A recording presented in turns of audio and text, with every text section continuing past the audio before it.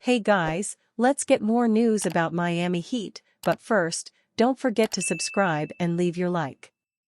3 observations from Heat's loss to Pacers, including a glaring roster flaw. 3 observations from the Miami Heat's 119-110 loss to the Indiana Pacers on Sunday night that wrapped up a 2-4 trip. Duncan Robinson's turn off the side pick-and-roll after Friday's win in Indiana. I wrote about the side pick-and-roll that helped get Bam Adebayo going en route to a 30-point night. The Heat went back to it on Sunday, but, as expected, the Pacers were better prepared after having just seen it 48 hours prior. Indiana keyed in on Adebayo, dropping its center to take away the pass on the short roll. But doing that created an opening for Robinson to let it fly.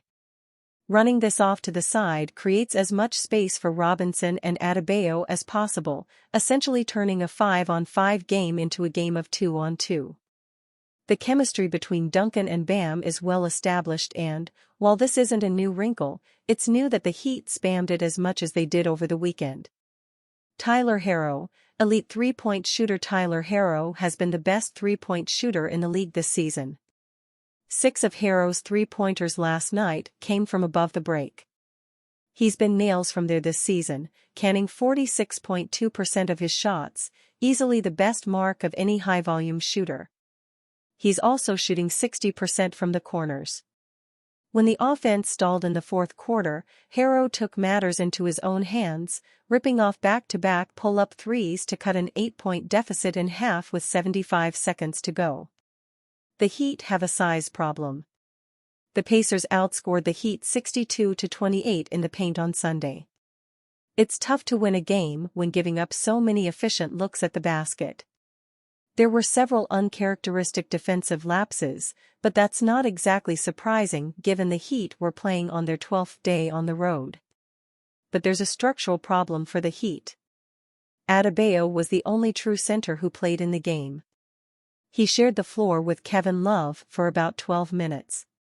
The Heat were small for the other 36, playing Adebayo with 4 wings or Nikola Jovic as the backup 5 when Adebayo was off the floor. Meanwhile, the Pacers start and close with Miles Turner and Pascal Siakam. Adebayo can only guard one of them, which often left Siakam to barbecue a smaller defender, including Terry Rozier on too many occasions.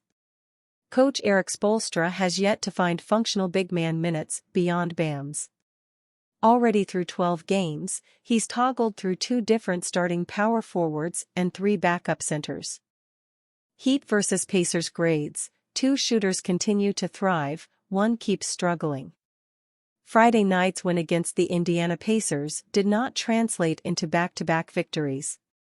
The Miami Heat had a fourth-quarter push led by Tyler Herro on Sunday, but it wasn't enough. Ultimately, the Heat were not able to get the defensive stops and force turnovers like they did in the previous matchup. Miami was outscored in the paint 62-28, as the frontcourt duo of Miles Turner and Pascal Siakam created problems for the Heat in the interior. The 119-110 loss dropped them to a rough 2-4 record on the road trip and 5-7 overall as they slipped to 9th in the Eastern Conference. As has been the story for the entire trip, this game was in reach to steal a win. There can be an argument made that at least 5 of the last 6 games were all winnable, but instead, the Heat's shaky start to the 2024-25 season continues. Some rotation players put the Heat in position to beat the Pacers on consecutive nights, as one just hasn't been able to get into any sort of rhythm. Let's dive into some player grades from the loss. Tyler Herro. It was a quiet shooting night for Tyler Herro up until the start of the fourth quarter, where he single-handedly kept Miami in the game. He finished with 28 points, 4 rebounds and 4 assists, but dropped 19 in the fourth quarter alone. He hit 5 three-pointers in the period and went 7 of 11 from beyond the arc for the game. The development in Herro's efficiency has been the brightest spot for the Heat this season. Unfortunately, his late-game heroics couldn't lead to the victory. but he has played like the best player on the Heat all season long, and that trend continued against the Pacers. Bam Adebayo. It's been a shaky start offensively from Bam Adebayo this year, but he has gotten into a groove to end this road trip. In the loss, he continued the efficient shooting of his own with a 24-point, 8-rebound effort on 9-18 shooting, 2 of 4 from three-pointers. He is slowly but surely getting his confidence back in his jump shot, which could really open the game up for Miami. Defensively, he wasn't as sharp in the last game than he was in the win on Friday. Turner was getting to all his spots against Adebayo, and he was unable to pick up a steal or block on the night. It wasn't the dominant two-way performance that he displayed in the Heat's last win, but he still found a way to make an offensive impact.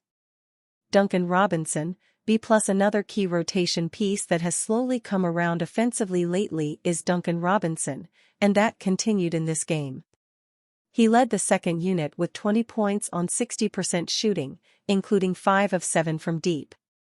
Robinson was the only bench piece that brought efficient production to the Heat. His outside shooting helped keep Miami in the game and spread the floor. The outing raised Robinson's three-point percentage on the season to 39%. Terry Rozier. The Heat once again got empty minutes out of Terry Rozier, who has brought limited production out of the point guard spot all season. He was essentially a non-factor in this one, finishing with just 9 points on 4-12 shooting and 0 of 5 from deep. He also put in a game-worst -15+ when on the floor. Most importantly, he was only able to record one single assist in the game. If his shooting slump is going to continue, it would at least be more valuable to bring playmaking. However, the nightmare season continues for Rozier, as he is in the midst of a major decline in every statistical category across the board. Miami Heat surprisingly predicted to trade Tyler Herro for 8-time All-Star. Tyler Herro's monster start to the season for the Miami Heat has some pondering his place with the team more than ever. Herro is no stranger to trade rumors, but his value has never reached this level. If the former sixth man of the year can act as the centerpiece of a blockbuster trade, the Heat should at least explore their options around the league. One of those options is undoubtedly revisiting conversations about guard Damian Lillard, this time with the Milwaukee Bucks. The Portland Trail Blazers were rather unwilling to facilitate a trade with the Heat, more specifically receiving Herro in return. The Bucks' woes continuing could leave the front office with no choice but to end the Giannis Antetokounmpo-Lillard experiment. Heat receive Damian Lillard and DeLon Wright. Bucks receive Tyler Herro, Duncan Robinson, Nikola Jovic, and a 2031 top 3 protected first-round pick. Would the Heat accept this deal? It seems likely if competing for a championship with Jimmy Butler at the helm is their preferred route. As for the Bucks, giving up on Lillard so soon is unlikely.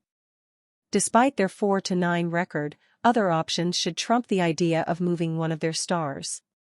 These include trading one of their big men, Brook Lopez or Bobby Portis, waiting for the return of forward Chris Middleton, and even firing coach Doc Rivers. And you, fan?